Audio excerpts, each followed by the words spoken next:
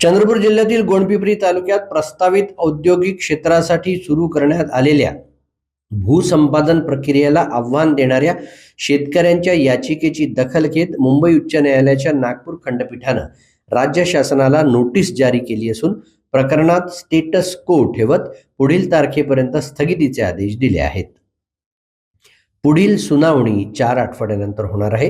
गोंडपिंपरी तालुक्यात प्रस्तावित औद्योगिक क्षेत्रासाठी मोठ्या प्रमाणावर शेतजमीन संपादित करण्याची प्रक्रिया सुरू करण्यात आली होती. या प्रक्रियेमुळे करंजी व इतर 12 गावातील शेतकरी व जमीनधारक प्रभावित होत असून या भूसंपादन प्रक्रियेच्या कायदेशीर वैधतेला शेतकऱ्यांनी उच्च न्यायालयात आव्हान दिलं आहे. भूसंपादनाची प्रक्रिया राबवताना कायद्यानं निर्धारित केलेल्या प्रक्रियेचं पालन करण्यात आलं नसल्याचा मुद्दा उपस्थित करण्यात आला आहे. प्रभावित शेतकऱ्यांना प्रभावी सुनावणीची संधी देणं, त्यांच्या हरकतींचा योग्य व अर्थपूर्ण विचार करणं तसंच भूसंपादनासंबंधी निर्णय घेताना आवश्यक वैधानिक प्रक्रियेचं पालन करणं बंधनकारक असताना संबंधित यंत्रणांकडून त्याचं पालन झालं नसल्याचं याचिकाकर्त्यांचं मत आहे.